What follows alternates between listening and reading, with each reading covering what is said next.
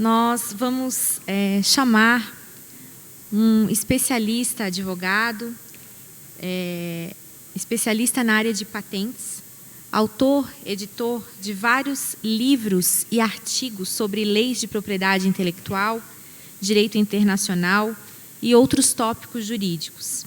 Diretor do Centro de Estudo de Liberdade para Inovar.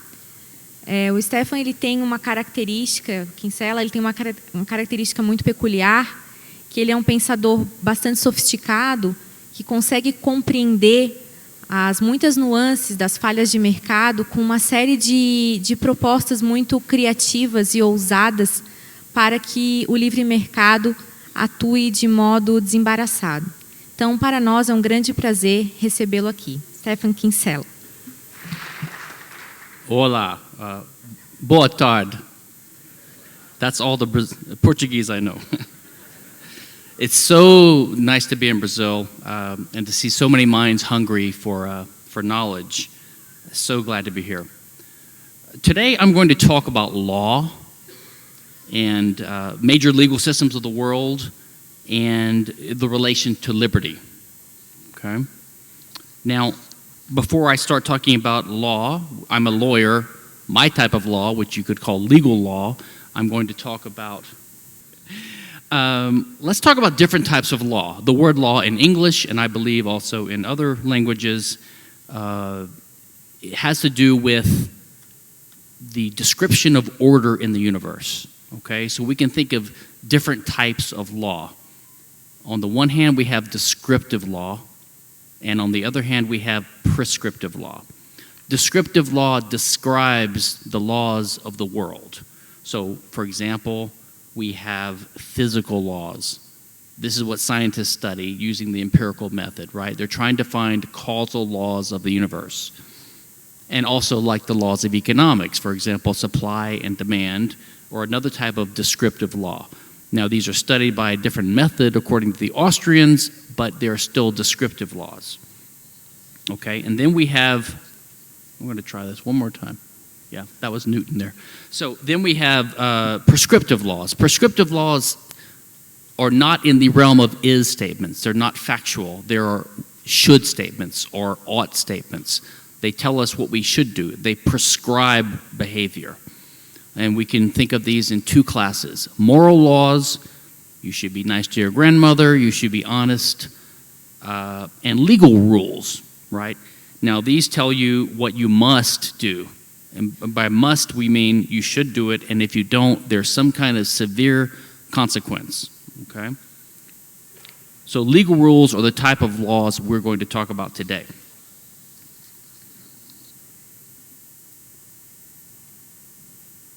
Now, the laws we're all used to, legal laws, we can call them for now, but usually when I mention the word law, today I will be talking about legal law.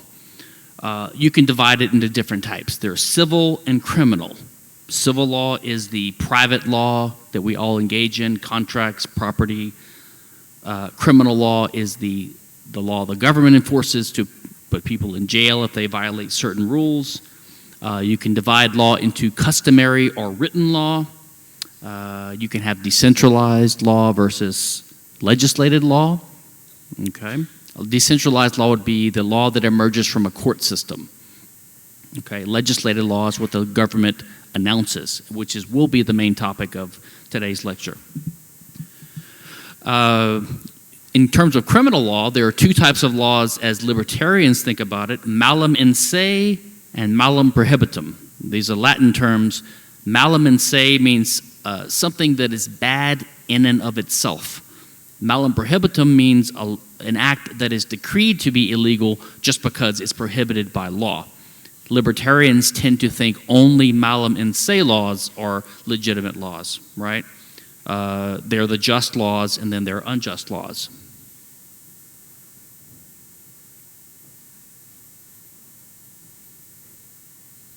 Okay. Now, I'm going to turn for a minute to economics and to Ludwig von Mises and his understanding of human action, which he calls praxeology, the logic of human action, because this does tie into the reason why law emerges. and how it emerges and how libertarians should look at law. So, as a general matter, when we humans act in the world, we have to use our knowledge to decide what to do, and we have to employ scarce means or resources to achieve things. Basically, everything every human does at any moment in time is trying to act, trying to change the future, trying to achieve some purpose or goal or end by using means that can change what's going to happen. This is basically the structure of human action. Humans use some scarce resource or means to try to change the future, okay? But to do that, you have to have knowledge. So the two important ingredients of human action are knowledge and the availability of scarce resources. These are very important to keep in mind. And this will tie into my speech tomorrow, which is related to intellectual property, but I will leave some of those details out until tomorrow. But the basic point is we need knowledge to guide our action. We need knowledge to select ends, to decide what to do, to know what's possible in the future, to have an idea of what's coming, and to be dissatisfied or uncomfortable with what we imagine will happen if we don't intervene. And we need to have knowledge of causal laws. That is, what is possible, what means can I use to change, to alter the course of history, right? So basically, human action, and this is all the economics we need to get into for the purpose of law, is the idea that we have to conceive of human action as the use of means to achieve an end guided by knowledge, okay? So that means that to have a successful action, which Mises calls a profit or profitable action, we need to employ knowledge to guide our use of certain scarce resources. Now, this is true of even one person in what is called a Crusoe world, like Robinson Crusoe, a man on an island alone by himself. It has nothing to do with other people as of yet. Okay, but now when society is introduced,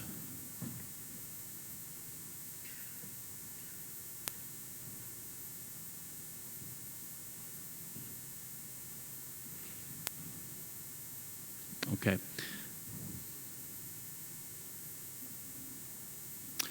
When we have society introduced, there is another problem that humans face. On the one hand, society is good because we have other human beings that we can associate with, we can live and love with them, we can trade with them, we can benefit from from the division of labor. So there's a benefit, of course, to being in society, and humans are social animals. But one problem emerges that is not a problem for Crusoe on an island, which is the possibility of conflict. Because these scarce resources or means are scarce, there is the possibility of conflict, because the nature of such a resource is that it can only be used by one person at a given time. Now, most human beings are social animals, and most of us prefer cooperation, welfare. We prefer our own welfare, but also that of our neighbors and our friends and family. And so we would prefer, instead of having violent conflict over these scarce resources, we would prefer to have rules that are generally respected that divide these resources and assign them to certain owners, that allow these resources to be used in a peaceful way for prosperity and in a conflict-free way. Okay? This permits long-term planning. You know, you can't have a long-term factory or a farm if you think that marauders will take your property from you the very next day. So what we have is, whenever there's a dispute, and remember, anytime there's a dispute,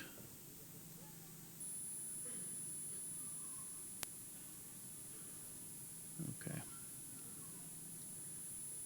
Whenever there's a dispute, it's always because there's a conflict over the use of a scarce resource. It's not about knowledge at this point, because knowledge can be used by any number of people at the same time. It's always about the other aspect of human action, which is the control of scarce resources.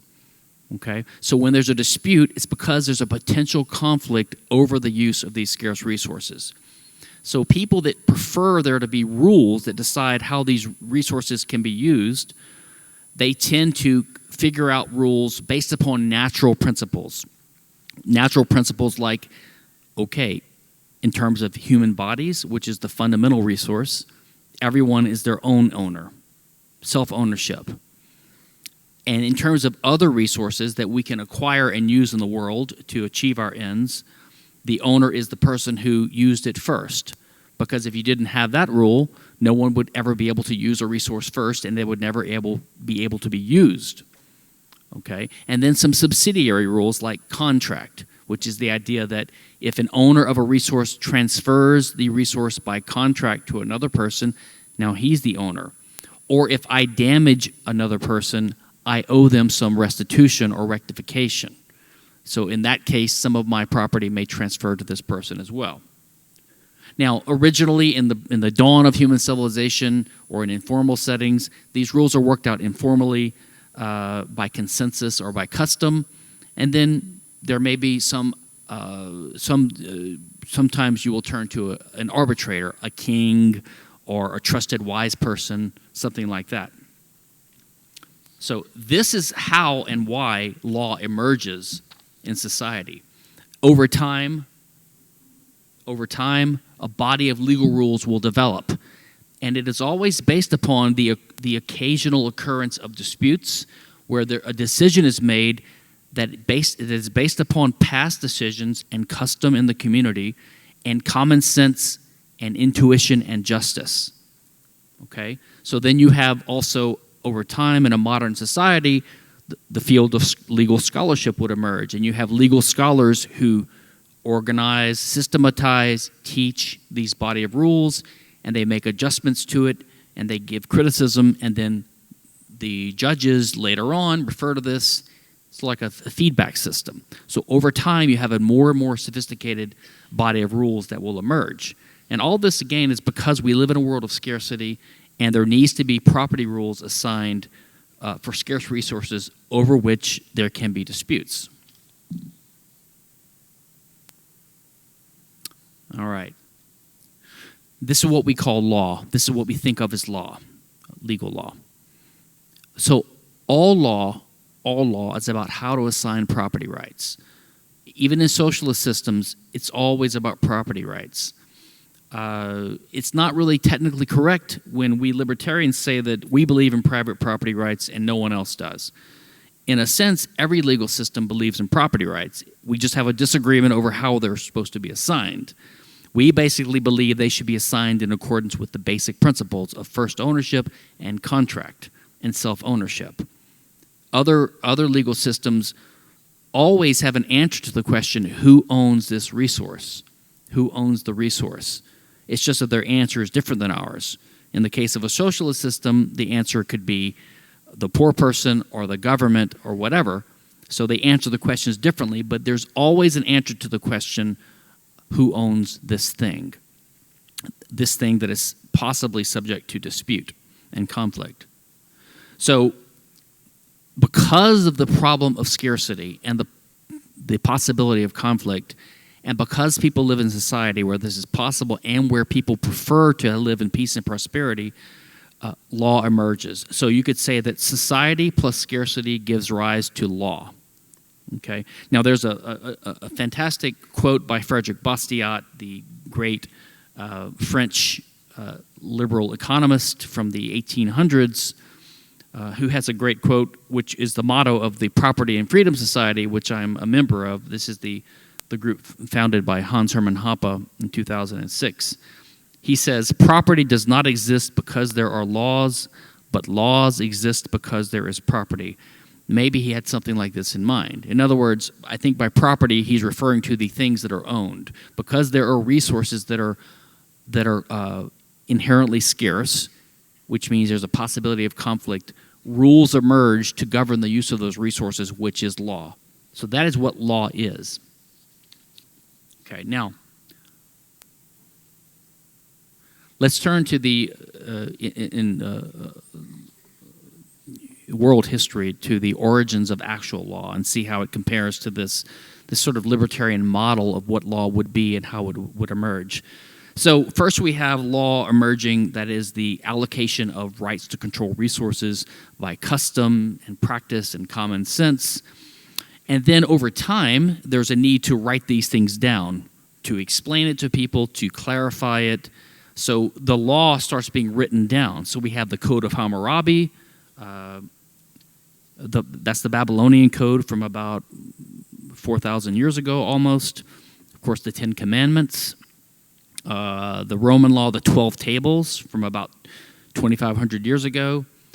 Jewish law in history. Some other famous documents in history would be the Magna Carta in England, which wrote down some of the principles that became the basis of modern English law.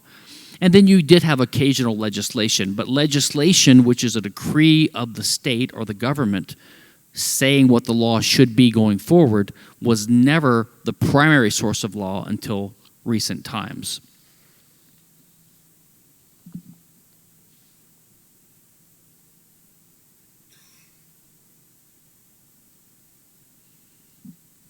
All right, so let's turn now to modern law. And I'm going to talk about the two major modern systems in the world today, which are common law and the civil law. But their foundations lie in two great traditional legal systems. One is the Roman law, one is the common law of England. The Roman law was about a 1,000-year period of law around the Roman Republic and Empire from about 439 BC to 530 AD. Now, Justinian, the Emperor Justinian, who is pictured on the top picture there, he had a lot of his legal experts write the law down in different codes. The Digest of Justinian, the Institutes, and luckily this helped preserve the Roman law, which was rediscovered years later during the Dark Ages. Otherwise, it might have been lost.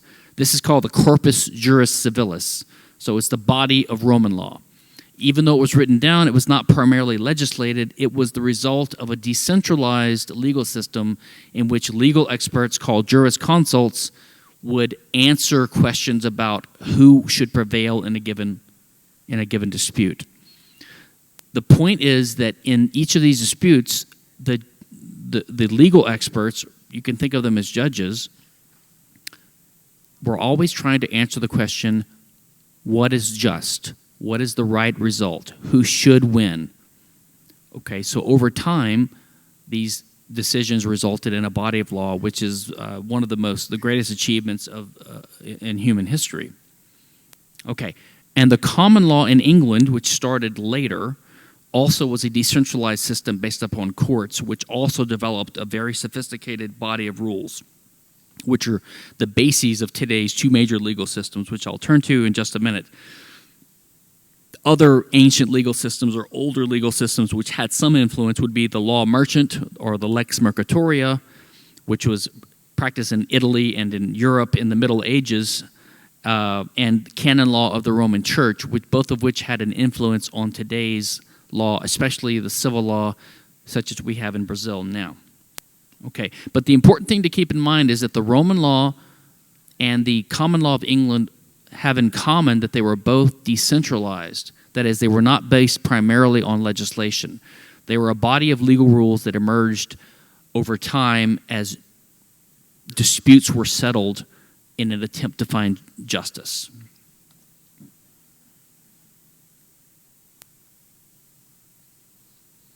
Okay, so let's talk about today. Today's legal systems, the two major legal systems of the world, are the common law and the civil law, or continental law. The common law is in practice in the UK because it comes from English common law, and in the Commonwealth countries of the UK, of England, Australia, Canada, New Zealand, India, and also the United States. Okay, so it's probably the most dominant legal system in the world because of that, because of America's and the West's and the British influence. And then the civil law, or continental law, is in place in most of Europe and in most of Latin America, including Brazil and other countries as well. Even socialist legal systems have adopted a form of law. Now, the difference between today's civil law and the original Roman law is that is that it arose from the idea of codification, or making codes. That is, formalizing the existing law, putting it in written form in a very systematic treatise, and then the legislature adopts it and announces it as the law. So the civil code in France, for example, one of the most famous codes was the Code Napoleon in 1804. Legal experts took the existing law being practiced in that country, which was mostly Roman law plus some law merchant plus some customs, and they wrote it down in a systematic form, which is good, but then the legislature decreed it as the law. And when they did that, they put in place the principle of legislative supremacy, or legal positivism, which is the idea that law flows from the government, not from custom and practice and justice and common sense. Okay? Other major other legal systems today would be Jewish law, canon law of the Roman Catholic Church, Sharia law, which is Islamic, also international law, which you can think of as public international law, which is the relations between states. For example, the law of treaties, which is based upon the Latin idea pacta sunt servanda, agreement should be respected. And international business law, or trade law, which is similar to a modern version of lex mercatoria. But we're going to focus today on common law and just civil law.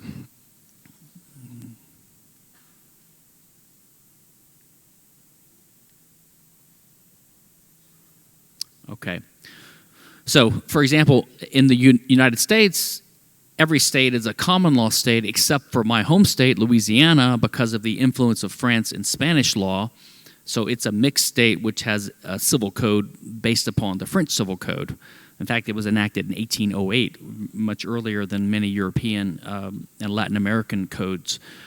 So Article 1 says the sources of law are legislation and custom, but custom may not abrogate legislation. So you see that what it does is it puts legislation up as the supreme source of law. Okay? Even though the substance of the code was based upon legal principles developed in a decentralized fashion. Now, in the common law in England, of course, and in the United States and other common law countries, the government has the power to enact statutes or legislation, and they have been doing so increasingly in the last 100 or so years because of the rise of democracy. In fact, Hans Hermann Hoppe refers to legislation as democratic lawmaking. So what's happening in both the common law countries and in the civil law countries is that in the civil law, legislation was already held up to be the idea of how law should be made. Instead of the result of decentralized decisions in search of justice, it's just whatever the government decrees. And over time, the civil codes in these civil law countries have become a smaller and smaller and smaller part of law, as other specialized statutes are enacted by the legislature that override the civil law. And in the common law countries like the U.S. and England, statutes and legislation, of course, has become a bigger and bigger source of law, gradually encroaching on the field of common law.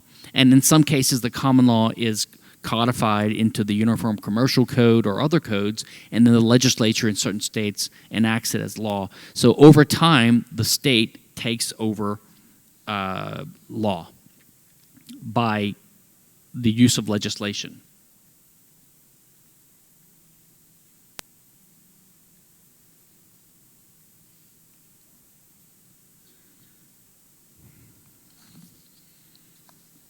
Okay. Now, Hans Hermann Hoppe has a fantastic article, not dealing directly with this, but it's his Banking and Nation States article, where he talks about how the state takes over control of society.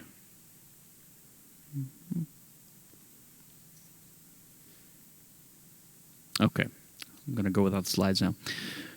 So it takes over institutions that are part of life, right? It takes over money, education, transportation, communications, defense, and justice, to the point where we all think of these institutions as being linked with the government. We think of them as naturally coming from the government, and of course it takes over the law too by this process. Okay, so just as most people today think of money as something the government produces, or even roads and education. We think of law as whatever the government decrees. Okay, so this is the common conception of law today, even among libertarians. Okay, now remember the original. Okay. Yeah. Okay, got it. I'm on the right slide now. Okay. Remember, the original purpose of law is to come up with rules that determine how property can be allocated in an attempt to do justice, to give these rights to the right person so that people can use these things peacefully and for prosperity, right?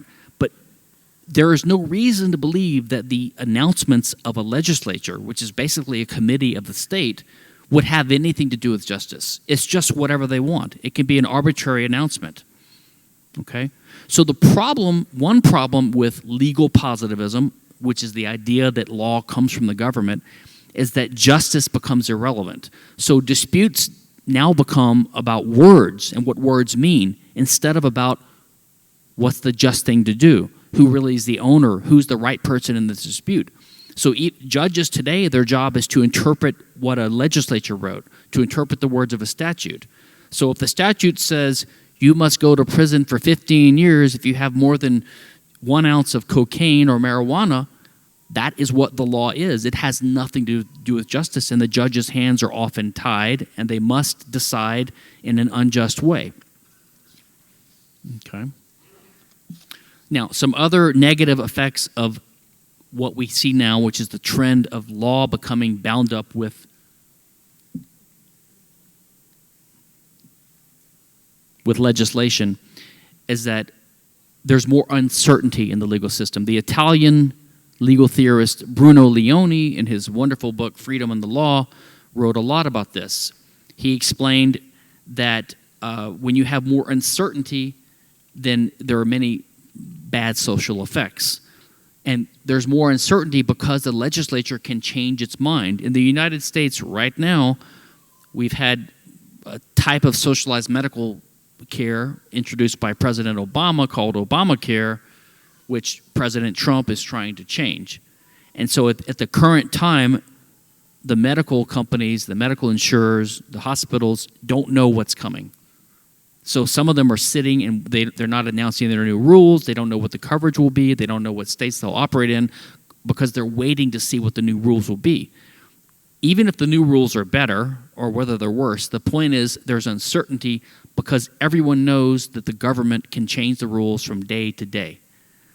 The common law doesn't have these problems. A decentralized legal system doesn't have these problems because judges, when they make a decision, there are certain things that limit what they can do. Number one, they can only make a decision when they're asked to do so by at least 2 parties that have a dispute.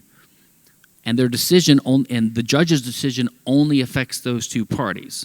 It doesn't affect society at large. And if the decision is a bad one or seen as bad, other judges don't have to follow it later. So there's a more incremental approach and a more justice-focused approach in a decentralized legal system than in a legislative system.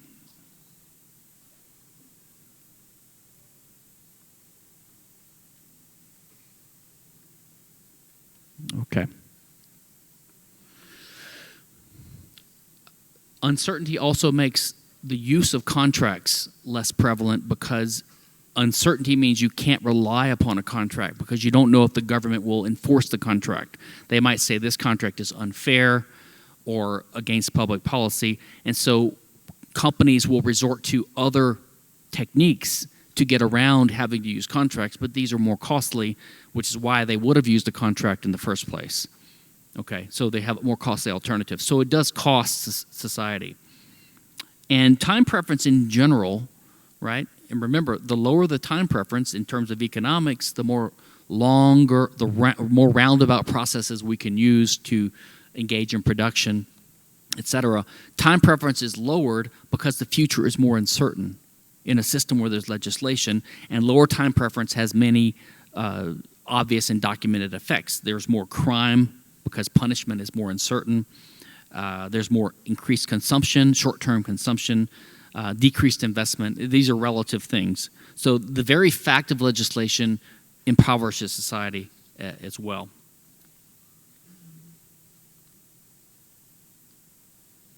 Okay, and then we have the phenomena, as we see now, where we have a snowballing effect where more and more laws get passed. And as Mises said, controls lead to controls, because when there's an intervention by the government in the economy, it always messes something, it causes problems. And then more legislation or interventions are necessary to try to fix that problem, and then they cause problems, and it just continues on and on and on. So as you have more and more laws, special interest groups start proliferating, and everyone wants their piece of the pie, or they want their special interest law that benefits their group, or to fight off the effects of another law that was passed earlier. So you have these wars in society, of wars of all against all, that start emerging when everyone tries to get control of or influence over the legislature to get laws passed that benefit them, which is, of course, the opposite of the entire purpose of law, which is to reduce conflict. So making law by legislation increases conflict. And there's so many laws that we are all lawbreakers. I guarantee we're all lawbreakers, especially in the United States. It's impossible to live a day without violating a law, because there are just so many. We don't even know how many laws there are. No one knows how many laws there are. There are millions of laws. And what this does is it gives discretion to the government to selectively enforce these laws against people they don't like, troublemakers, right? And this also,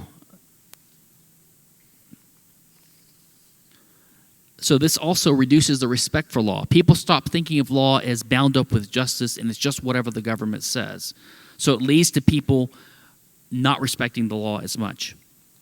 And it also leads to people being used to following orders of the government. They become good citizens. They become good soldiers. They show up for jury duty. They fight in the government's wars. They pay their taxes. They become more docile, more subservient to the state. And this allows the government to get away with more things, right, to become more tyrannical.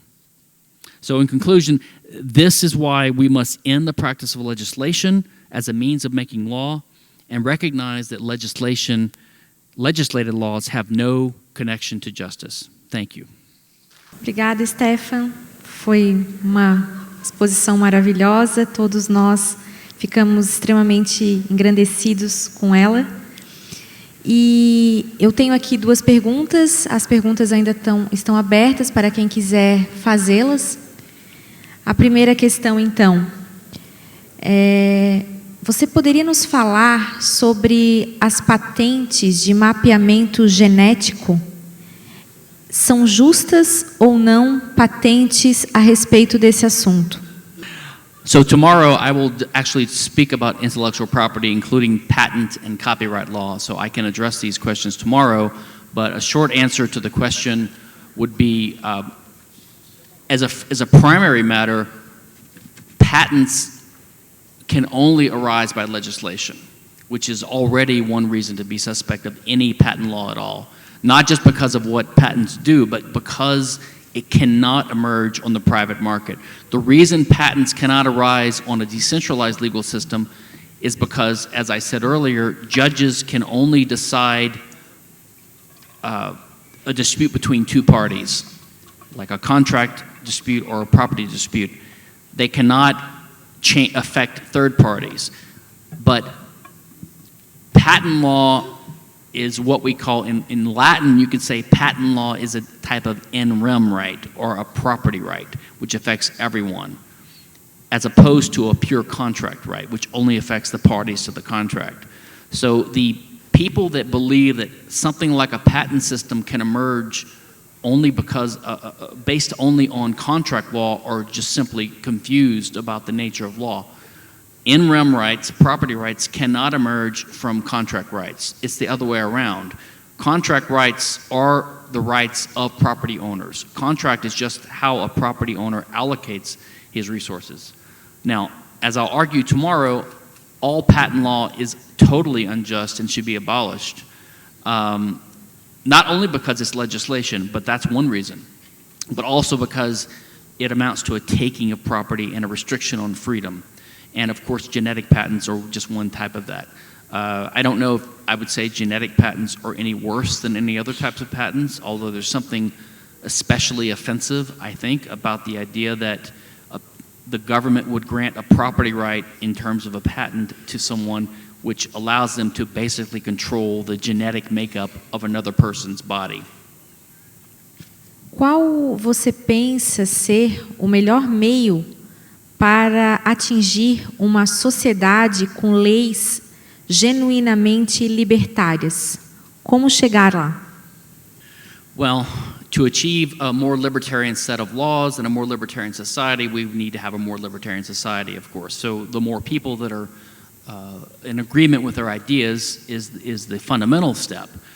In terms of actual mechanics or logistics of doing this, the power of the legislature could be radically restricted. So, for example, you could have in the Constitution, you could have supermajority requirements, which says that there can only be legislation if, say, 2/3 of the legislature agrees. And then otherwise you let the courts come up with the laws. Like it was, until fairly recent times, the dominant source of law would have been court systems or decentralized systems. So the more restrictions you can put on the legislature, the less prevalence legislation will have in any given society, and then the more just these laws will tend to be. E para nós encerrarmos com uma última questão, você pensa que vale a pena, como jurista, de dedicar a vida, a carreira, para lutarmos contra leis injustas? E como fazer isso sendo um jurista? Well, I sympathize with the position of judges because their job is usually to interpret whatever the legislator has written down. If you had a libertarian judge who routinely refused to enforce a law because it was unjust, right? So he acted like a jury member in the United States or England who engages in what's called jury nullification, right? He just simply refuses to vote guilty even if the defendant did break the written law, but he believes the result would be unjust.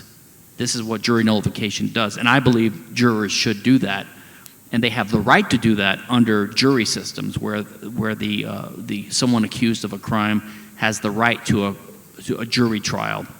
Most civil systems do not have that right, I believe. This is more of a common law thing. But in those systems, the juror has the right to nullify the law effectively by voting not guilty, because that can't be challenged because of what's called double jeopardy. Someone can't be tried twice for the same crime. The judge could engage in a version of that, but the problem is he's usually subject to review by higher judges. And if he just disobeys the law and acquits someone because it's unjust to convict them, and he follows the natural law instead of the legal law, he will simply be fired. So he can't do too much good. There might be an exception for someone who rises to the very top and they're a United States Supreme Court judge, they're in there for life and they're the highest court in the land. Even then they could be impeached if they are too far out of bounds. So I think that the best you can hope for is for judges to push the law a little bit in a little more just direction when they have the chance. But if they're to avoid being terminated or fired or impeached, they're going to have to obey the law even when it's unjust, unfortunately. Só para não perder o brilhantismo do Stephen aqui, eu gostaria de formular uma questão. Por exemplo, uma questão um pouco socialista, Stephen, você vai me desculpar, mas vamos pensar aqui, por exemplo, Hayek, quando ele teoriza, ele vai expor que o Estado não pode deter nenhum monopólio sobre bens e serviços, nenhum, exceto o monopólio sobre a justiça, que Hayek não abre mão. Por quê? Por causa do problema da autoridade do direito. No fim das contas, nós teríamos grupos rivais que rivalizariam por muito tempo se não houvesse uma palavra final de uma autoridade que se pretende neutra. A questão que eu pergunto para o Stephen a partir disso, e no Brasil, por exemplo, nós temos experiência com tribunais de arbitragem e alguns juristas nos garantem que a arbitragem ela só funciona no Brasil porque existe o judiciário, para que, se houver algum problema de autoridade, se possa recorrer ao judiciário. Eu gostaria de ouvi-lo a respeito dessa posição que é hayekiana, né, a respeito dessa questão da autoridade e o problema do direito. Yeah, sure. Yes, of course, Hayek has written a lot about this process. Now, I am an anarcho-capitalist. My criticism of legislation is not you don't necessarily need to be an anarchist to have this criticism. The criticism of legislation, you don't even really need to be a libertarian. It's just a legal view about what is the better way of making law. Now, even in a government legal system, there is no reason it needs to be dominated by legislation as it is now. You could still have a state legal system where lawmaking is primarily done in the courts. In that court system, it can be hierarchical and there could be an appeal process. And there usually is an appeal process. You have the lower courts, the trial courts, then you have the appeals courts, and then you have maybe a higher court, the Supreme Court. So there's always a possibility of going to more and more specialized and wiser or more authoritative judges to try to settle a dispute. But in the end, there has to be some settlement, and there's always a possibility the decision of the court will be wrong. Now, one thing I could point out in regard to the question of Hayek is that Bruno Leoni, who I mentioned earlier, the Italian legal theorist, I highly recommend his wonderful book, Freedom and the Law. He talks about a lot of the matters I brought up tonight. One thing he talks about, which I did not bring up because I actually changed my mind on this, he takes what Hayek said about central planning of an economy, and he makes an analogy to legislation. So in Hayek's version of Mises's central economic planning argument, right? Mises's argument is that socialism cannot work because there are no property rights and resources, and then there are no prices, and the prices are not available to allow rational economic forecasting. Hayek's version of that focuses more on knowledge, and he talks about how there's a knowledge problem.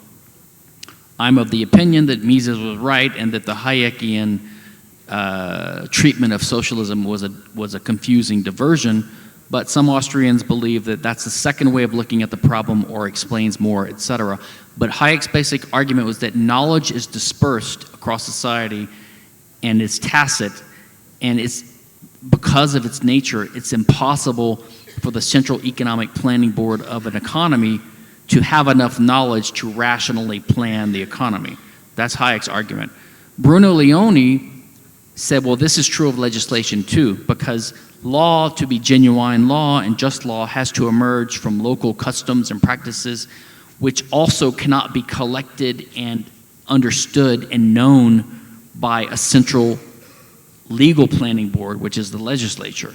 So Bruno Leoni made an analogy between Hayek's criticism of socialist economic planning and socialist legal planning, which is legislation. I think it's not a bad analogy just to think about, but it's not ultimately rigorously true. In other words, the main problem with legislation is not the lack of knowledge on the part of the legislators. It's the incentives they face and the fact that they don't have to come up with rules that are just. They can just announce whatever they want. They can decree anti-discrimination laws, tax laws, environmental laws that are just whatever the majority of that committee prefers, and they have no necessary connection to justice.